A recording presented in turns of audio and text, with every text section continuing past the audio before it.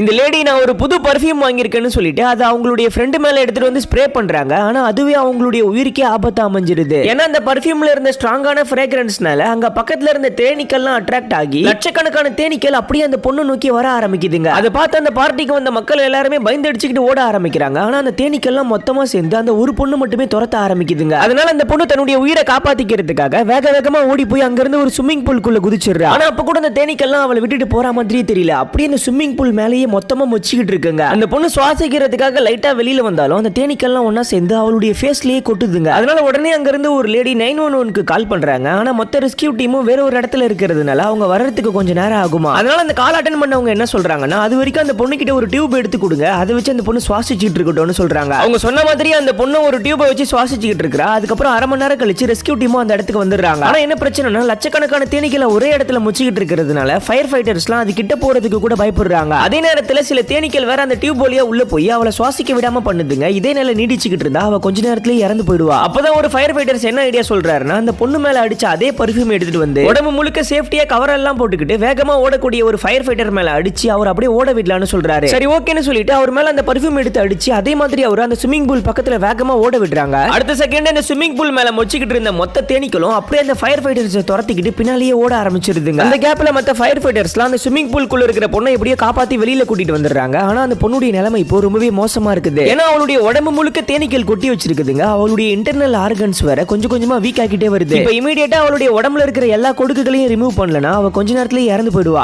ஒண்ணா புடுங்கிக்கிட்டு இருந்தாலும் ரொம்ப லேட் ஆகுது. அதனால ஒருத்தர் என்ன ஐடியா சொல்றாருன்னா, அங்க இருந்து ஒரு டக்ட் டேப் எடுத்து அந்த பொண்ணுடைய உடம்புல ஒட்டி அப்படியே பயங்கர வேகமா பிக்க சொல்றாரு. அவர் சொன்ன மாதிரி அங்க இருந்து ஒரு லேடி டாக்டரும் அந்த டக்ட் டேப் எடுத்து அந்த பொண்ணுடைய ஸ்கின்ல ஒட்டி அப்படியே பயங்கர ஸ்பீடா பிக்கிறாங்க. ஒரு தடவை பிக்கும் போதே பார்த்தா ஏகப்பட்ட முள்ளு அந்த டேப்ல ஒட்டிக்கிட்டு வந்துருது. அதுக்கப்புறம் அந்த பொண்ணுக்கு தேவையான மெடிசன் எல்லாம் கொடுத்த பிறகு ஒரு வழியா அவளுடைய ஆக்சிஜன் லெவலும் நார்மல் ஆகி கடைசியில் அவ எப்படியே கண் முழிச்சிடுறா.